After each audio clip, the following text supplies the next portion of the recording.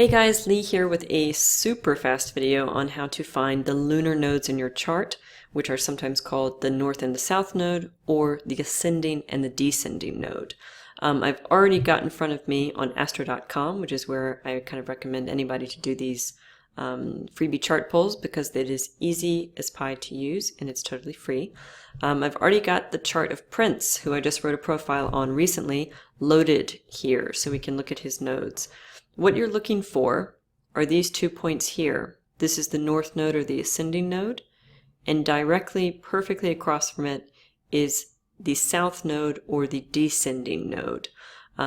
Something that I think is handy to kind of remember is that the glyph for the north node looks like a set of headphones. So if you can just stick that one in your mind, then you can always remember that is the north node, and the one that looks kind of like it, but opposite, is the south node. Here in Prince's chart we can see he's got north node in the first house in Scorpio, conjunct Neptune no less, and he's got the south node in the 7th house, quite close to Venus, in the sign of Taurus. So clicking back really quickly to show you how you would do this in the settings, I'm going back to chart selection, and if you're already using astro.com, you would normally get that from going to horoscopes and extended chart selection, and extended chart selection takes you to this page. So I already have all my settings in. This is already Prince's chart.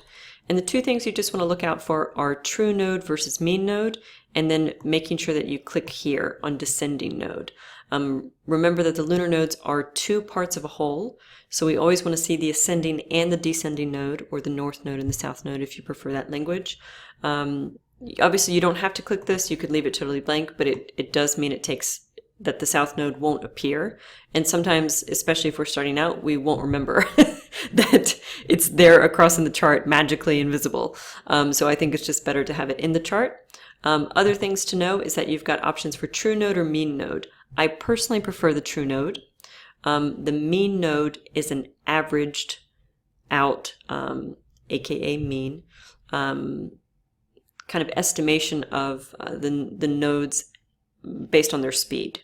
But it's averaged out and it's not actually specific.